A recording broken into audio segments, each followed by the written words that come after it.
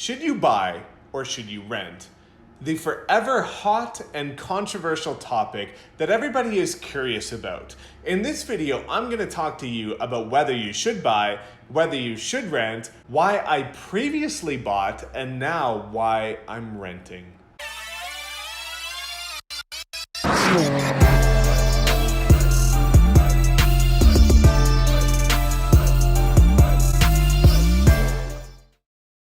What's up, everybody? My name is Mike Sherrard. Thank you so much for tuning in as always. And if you're new, welcome to my channel. Hopefully you get value from this video. And if you do, please make sure you give it a thumbs up and smash that subscribe button.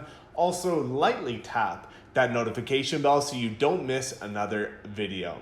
Now, let's address this. It's a very hot topic. And again, as mentioned, it can be a very controversial topic, especially for real estate agents, because of course we make our income from people buying and selling, not renting. Well, at least not here in Canada. I know in the States, of course, you guys can get paid for renters, but up here we don't. So we're a bit more partial. But let me address this topic from an unbiased perspective and give you some facts about both. You see, when should you buy?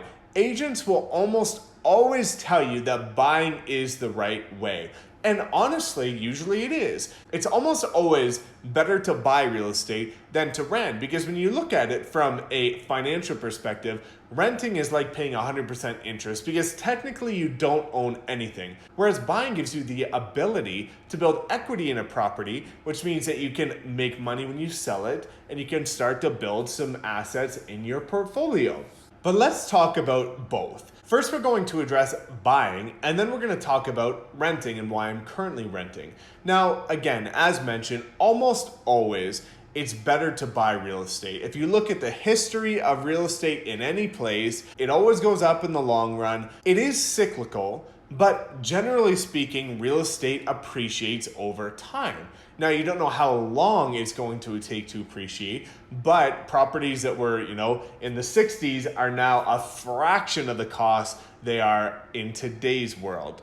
So, generally speaking, if you're looking at real estate and you know that you're going to be in a certain place for an extended period of time, usually buying is the best option. Or if you're looking from an investment perspective, buying a rental property is a fantastic option as well. Now, let me rewind that just a little bit and talk about what I just mentioned. If you're in a place for a certain amount of time, you see, let me put this into context for you.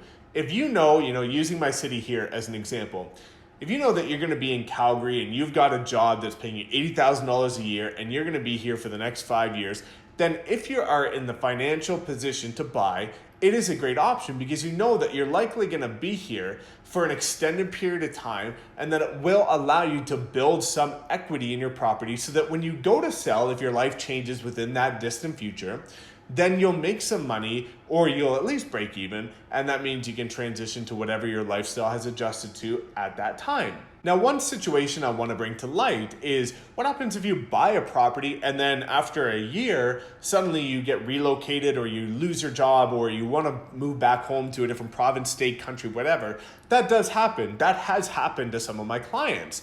But what I will say is, thankfully, we're in a unique period in time where we have things like Airbnb and other opportunities for renting properties where you can rent them quite easily so that if your lifestyle does take a dramatic twist and a plot twist, then you're not going to be out of luck and you're not going to be stuck selling a property before you built any equity in it.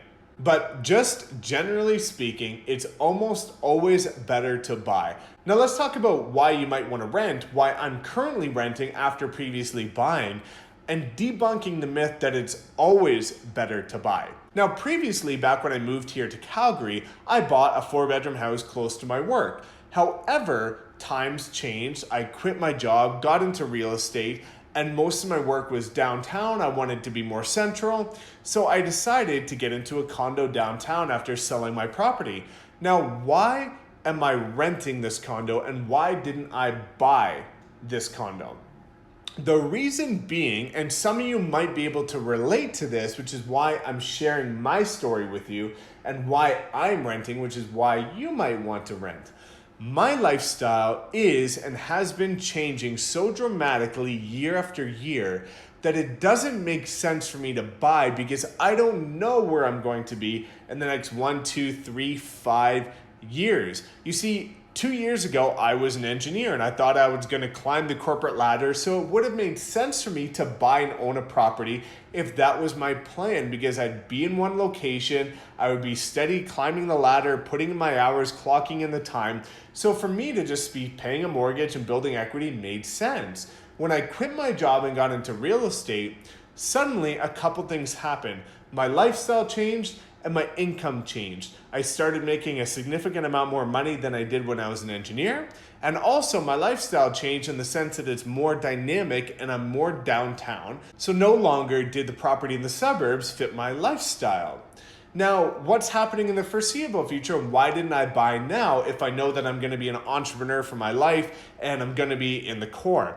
Well, you see a couple of different reasons. One, I don't know what's going to happen in the future. You know, next year I might get married, I might have a dog, and suddenly a one-bedroom condo doesn't make sense for my lifestyle anymore. Also, my income has been generally doubling every single year. So it doesn't necessarily make sense for me to buy this condo if my lifestyle is going to change to a point where I need a yard and I can buy something that's bigger in a different location. So for those that are considering renting or buying, I recommend renting to people whose lifestyle is changing quite rapidly. And if you are quite a dynamic person, because what happens is if you buy now and suddenly your life is dramatically different in 2 years, you won't be in a position likely where you've built enough equity in your property that you bought to sell it and make money. Oftentimes you might actually lose money. Now, again, debunking the myth that some people are going to tell you that buying is the only way. Let me hold you right there and explain why it's not. Here in Calgary, at least, the market tanked in 2014, 2015. So let me give you an example that happened with one of my clients. One of my clients bought his condo actually in the same building as mine back in 2014, and he paid about $430,000. I just sold his condo in my building for $364,000.